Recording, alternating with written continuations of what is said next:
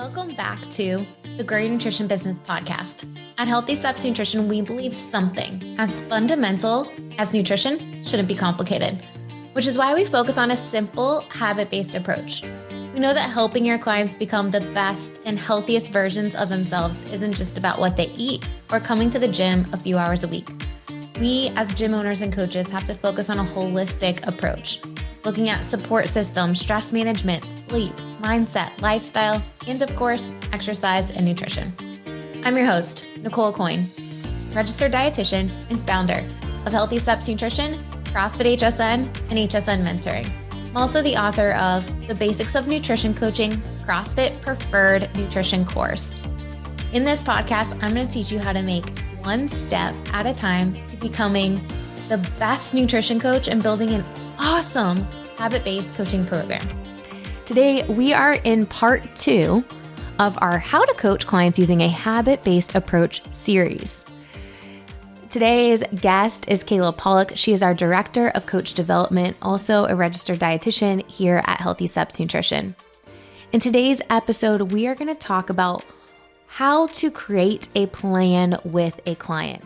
Last week, we talked about how to pick what habit to focus on first while using a client-centered approach.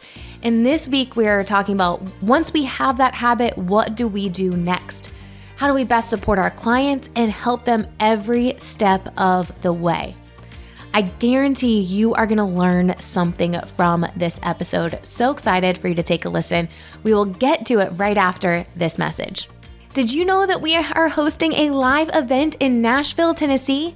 July 13th to the 15th. If you're an aspiring nutrition coach, a current nutrition coach, or you're a gym owner looking to prioritize a nutrition coaching program inside of your facility, this event is for you. It's for HSN mentoring clients and people that are not in the HSN mentoring family.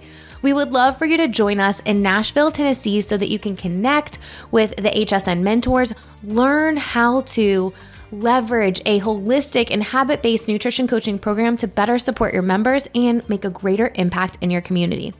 But that's not all. We're also going to be talking about professional development, leadership, how to have tough conversations, how to take care of yourself while taking care of your clients. I've seen too many gym owners recently feeling super burnt out, and even coaches. Events like this leave you feeling reinvigorated, excited to go back into your community and do the things so that you can ultimately live out your mission in life to help people take control of their lives and prioritize their health. I'd love for you to join us in Nashville, Tennessee. This event is in just a few weeks, July 13th to the 15th. We only have a few seats left, so make sure you click the link in the show notes and lock in your spot today. Hope to see you at the Gym Accelerator Summit in Nashville, Tennessee. Let's get to this episode with Kayla Pollock on how to coach clients using a habit-based approach, specifically how to create a plan for success. Enjoy.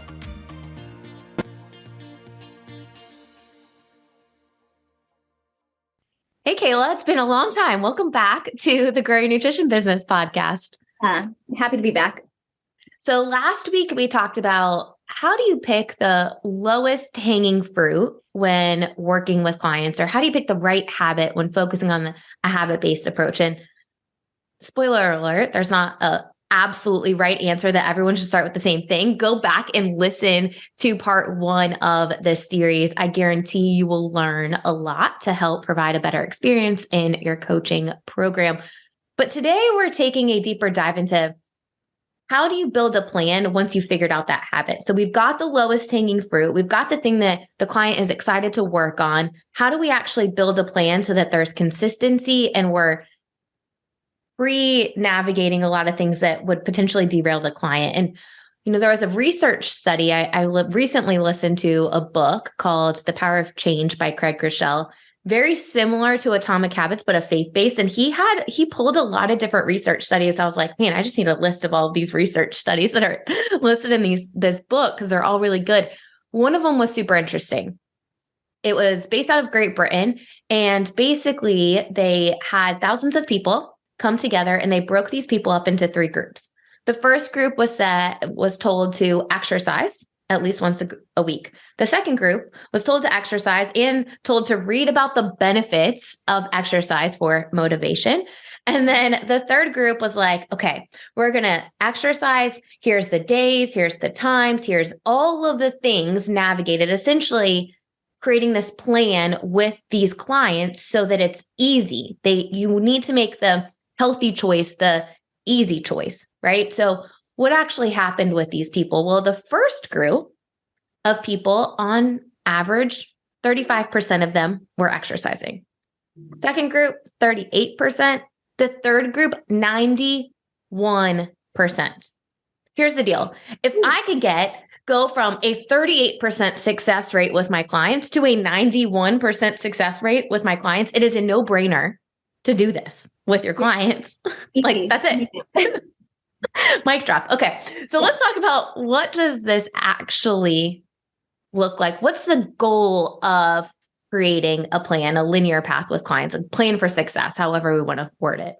Yeah. So when we think about it, for that very reason, to increase the likelihood of success. But what we need to do, and I like to tell coaches this, break it down, right? Don't take anything for granted. We are going to pretend that our clients literally have no idea how to do a thing that we're asking them to do, a habit, right? And it's our job to guide them through the process to building the step by step, right? Understanding the why, knowing all the small things that we probably take for granted so that our clients know exactly what it is that they're going to do in order to find success, to have all the confidence, ideally over 80-90% confidence before leaving the office. I think sometimes, you said it best, we take for granted what people know. And the truth is, they actually probably know. You're going to just help get the answers out of them to create this plan that makes sense for them. But they have an insight into their life that you don't have. And not everyone's plan to reach the same outcome is going to be the same, because we have to make it easy for them. And I think when I started doing this with clients, my ultimate goal was, I want to make it so stupidly obvious so they don't have to think about anything when they leave my office. We've already mapped it out. So essentially now it's just a checklist. Mm-hmm. And I think this is so important because people are so busy, right? We've overcommitted ourselves. We're going from our office consult to the whirlwind of life, trying to navigate work, kids, all the things. And to think that they can map this out, that they have the brain capacity, the time to map it all out, is really setting your coaching program up for not a successful outcome, and them not being successful, because we want it to be easy for them. In order to be easy, they need to know what to do every step of the way. Oh, 1,000%. And when we can make it easy, there's more doors, more opportunities for the things we can work on with clients. There was one thing that blew my mind, opened my eyes, but we have this line, right? And this line is the line towards actually being success with changing a behavior or making a habit. And what they were kind of looking at is, how hard is the thing we're trying to work on and how much motivation they have. And I like to actually change that motivation, because that is important, right? We talked about it in episode 1, so go watch that one first. But I like to think about this as their confidence level, right? So if I just tell someone, okay, go do this thing, and it's kind of hard and they have very little confidence because they got to figure it out, they're not going to meet that line for success. But if we give them that checklist, that's kind of like a no-brainer for them, that we are doing all the things to set them up for success, it's going to feel easier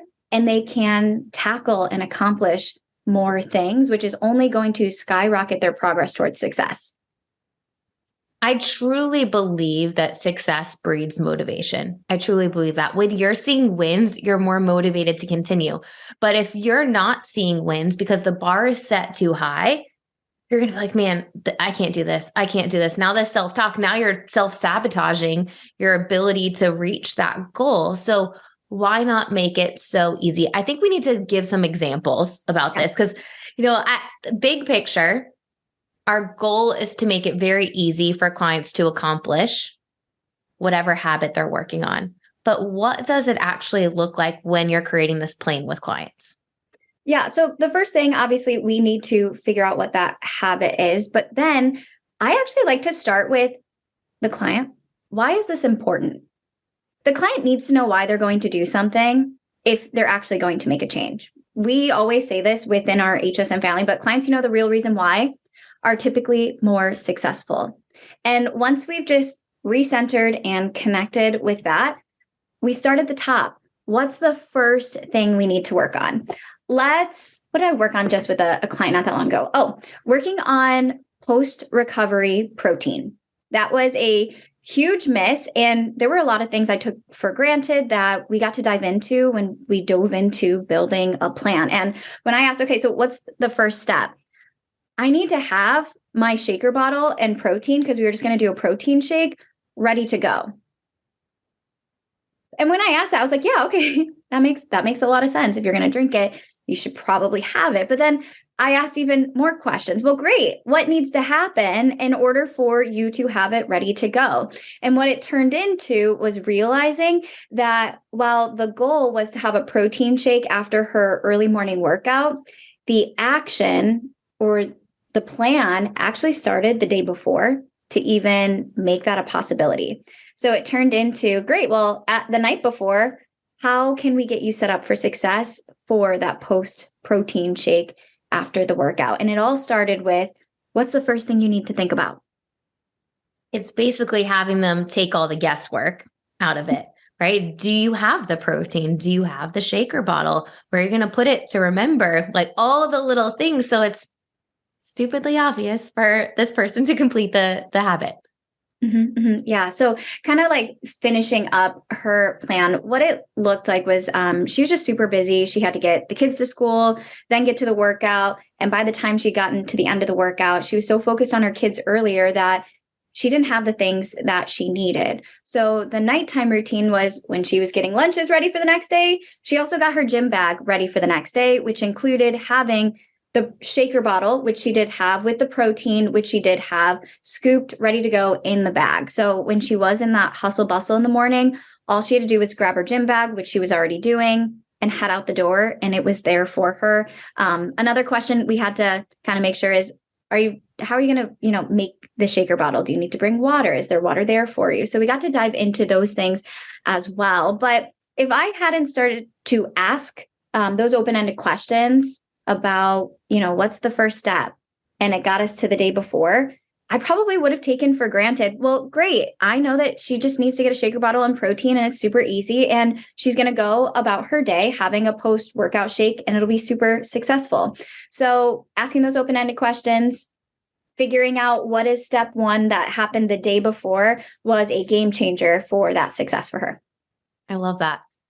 Let's do another example, like a breakfast, right? So in part one, you actually talked about a client who was struggling in the afternoon with overeating. And it really probably came into, hey, we're not fueling our bodies early in the day, and now we're craving foods later in the day. So if we're talking about a balanced breakfast, there's probably some education that needs to be defined. Like, what is a balanced breakfast? Because some people might think like, okay, I'm going to grab oatmeal and I'm going to be good to go. But what does it actually look like? How would you help a client create a plan if the outcome, the habit was, let's have a balanced breakfast? Yeah. So if we remember in part one, go watch it. We provide education and we keep it client centered. So in that education, I was explaining balance means a protein, a carbohydrate, and a fat. If the client, and I asked them, what breakfast food would you be excited? Remember, we're excited about it. Would you be excited to have in the morning? And they say oatmeal. I asked, well, great. Where does that fit into our balance? And maybe they say carbohydrates, or maybe we need to provide the right resource to help them see, this is my carbohydrate. What are we missing? Protein and fat. Great. Let's talk about what we can add to that oatmeal in order to get the proper balance that's going to make sure that you're fueled, energized, and ready to go. I love that. And it might be pulling up the HSN recipe site and saying like, hey, here's a bunch of different options. What would you be excited to try? How can we turn this into a balanced breakfast? Like, hey, double chocolate overnight oats is an awesome option. One of my favorites. We're actually playing around with a blueberry sorbet overnight oat right now, which is currently my favorite. But The point is, okay, if we're talking about oatmeal, could we do an overnight oat? What does that look like for the client? Would they be excited to try potentially that? And then what happens? Let's say we decided double chocolate overnight oats. That was the thing that we were going to work on, or that's the recipe they wanted to try. Perfect. We're excited for it. I'm excited for it. Awesome. If you haven't tried it, try it. First things first, what do we need in order to actually make the overnight oats? So looking at the ingredient list, I usually ask, what do you have? What do you need? Let's say they list off 3 things. Well, great. When is the next time you're going to go grocery shopping so we can pick these things up? And I know when we can get the party started with our overnight oats. We figure out those things. How are you going to remember to grab those things on this day? If that's not part of their normal routine, especially if they're those routine shoppers that do the same route every single time, we need to have those external cues to, again, make this as easy as possible. Well, fast forward, we've got all the ingredients at home. We still have to carve out time to put it all together and make it. For some people, that looks like bulk making a few of them to grab for the next few mornings. And for some, it looks like making it every night for the night before. So asking, when are you going to have time to prepare it? And let the client be the expert on themselves, because they are, and let them guide that process and tell you, well, I'm super busy in the morning, and honestly, night times are hit or miss. So I think I need to make a few ahead of time. Great. What day can that be? How are we going to remember? What needs to change in your environment to set you up for success to even remember and be successful with this? Do you need help with it? Is there anybody that can help you put this together? Overnight oats is a great recipe for families because it's just throwing everything into a container. So invite the kids, make it an activity that, the family can do together. And then once we get to that point, even further, we're not done there. We fast forward that next morning, they're made. What do you need to do in your crazy morning to stop and remember? I need to grab my oatmeal, and even ask them, well, then when are you going to eat it? Right. And it's those things that we could take for granted, like, oh, it's made, they'll just grab it and eat it, that I want to make sure I get ahead of. So the client knows, again, exactly how they're going to find success. This is an important piece of the puzzle, because if you're working with clients and you're not checking in with them and seeing, like, are you doing these things that you said you were going to do, and you haven't mapped all of this out, there will likely be barriers that are preventing them from being consistent. And if too long goes by and they're not doing the stuff, they're not going to see results. And then they're going to leave, and your program didn't work, when really, like, we didn't set them up for success to navigate all of the potential things that could be the barriers. Another thing that often comes up when we're navigating all of this is that we realize, hey, I'm working with Bob, but Susie, the wife, is actually the one that does all the prepping, portioning, grocery shopping. And we actually need to loop Susie in to this plan and to this conversation so that ultimately it can be executed. Yeah. Figuring out, when we look at all the different steps for the plan, who is really in charge of that plan, game changer. Because if so-and-so is going grocery shopping, how are they going to know that you need these things to be successful? Or if you're not the chef in the household, and maybe it's Jason Aucoin, then what information does Jason need to help you be successful? And how can we get that information to the person who needs it? And that's, I think, a unique position that us coaches get to be in, that often gets pushed aside or forgotten. We can help facilitate conversations that our clients need to have with their inner circle, with their support system, in order to find success. 100%. Now, I honestly love the idea of inviting a spouse to a meeting so that everyone can be on the same page. Because what we don't want to happen is people are sometimes adverse to change. And then there to be friction because, like, hey, you're cooking all of this stuff, but now I need you to cook something different. Like, hey, let's be all on the same page and try to make it easy for someone to actually facilitate and do the things. Yeah, 1,000. Love it. Any other things coming up for you when you're thinking about creating a plan with clients that coaches should be thinking about? Yeah, I think we've touched on all of it, but I do want to put an emphasis on going out of your way to ask about barriers after you think the plan has been set up, and even during it too, intermittently. What I like to practice is, hey, going to the store, are there any potential barriers that could hold you back from grabbing the things that you need? What about we've made it, or maybe we haven't made it? What potential barrier could hold you back from making it? And then here's the thing, there are going to be barriers. Life is not this perfect routine that we can fit anything into. So at that time, I keep the client being the expert on themselves, keeping a client-centered approach. And I want to ask them, well, let's imagine that happens. What are you going to do? Or in other words, what's a good plan B? So if all else fails, we can try that to increase the odds for that success. So I think barriers is one of those things we definitely need to take special attention when we're working with our clients to build this plan. I love that. And to take that a step further, when we're discussing barriers, it can also be something great in weekly check-ins as well. So you created this habit, you've put it in the HSN app, your clients are going in and checking it off every day. But what if you notice, today's Friday, we're recording this episode. What if you notice this week on your Friday check-in day that it hasn't happened yet? What happens then? I asked them about it and I brought it to their attention because it's my job, right? It's our job as a coach to keep them accountable. They know what they need to do, but doing it is a different story. And that's why we have coaches. So I'd say, hey, I noticed that we aren't checking off our habits in the app. I want clarity. Is it you're having the breakfast and you're not checking off your habit? Or was there a barrier we weren't expecting? And whatever the answer is, how can we navigate around that this next week so we can find success?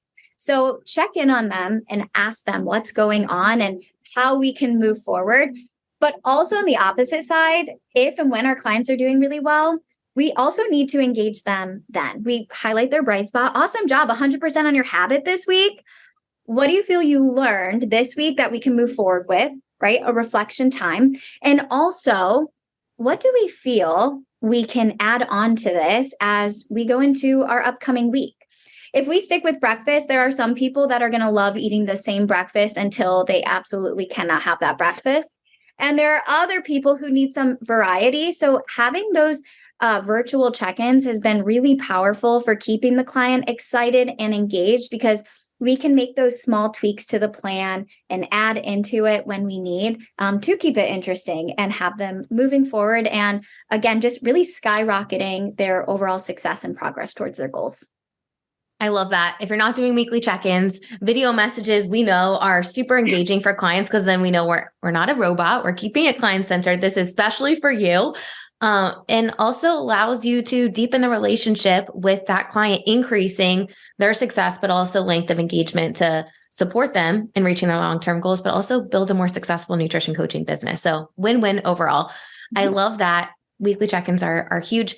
Kayla, thank you for coming on to take a deeper dive into how to create a plan. I think the biggest takeaway for coaches here is don't assume, navigate everything so that clients can walk away knowing exactly what they need to do to execute on the action that and the habit that they're working on. Yeah, I encourage everybody, try this with your clients, try to build that plan and see the outcome, because you're going to be pretty happy with it. I think the coolest part of doing this with clients, especially when you're consistent with it, is they're going to start coming to the things with like, hey, I want to work on this. Help me navigate all of the things so that I can be consistent with this thing. And it's a really fun process to do with clients when they start coming to the session with what they're wanting. Yeah. Benefit of a client-centered approach. Kayla, thank you for all that you do. And I'm sure we'll have you on the podcast again soon. Yes. Thank you. I hope you enjoyed that episode with Kayla on creating a plan and path for success with clients using a habit-based approach. When you're doing this with clients, you need to make sure that we are using self-management. Let your first thoughts be your first thoughts. You are speaking with their clients to help them create this plan. You're just guiding them every step of the way. And your role, most importantly, is to keep them accountable to the plan that they create. Don't assume that they know what to do, how to take a goal and actually be consistent. Walk them through every step that they're going to need to think about so that they can be consistent. When you do this, your clients are going to see better results, and ultimately, they're going to stick around longer because they're doing the things and they see the value of the accountability that you are providing them. Hope that you start using this in your coaching practice and you start seeing the benefits of a habit-based approach. So much fun when we're truly transforming the lives of our clients so that ultimately they can live out their purpose in life. I hope you enjoyed this podcast episode. Please don't forget to subscribe, leave us a review. That really helps this podcast reach more people. All right, we'll see you back here next week.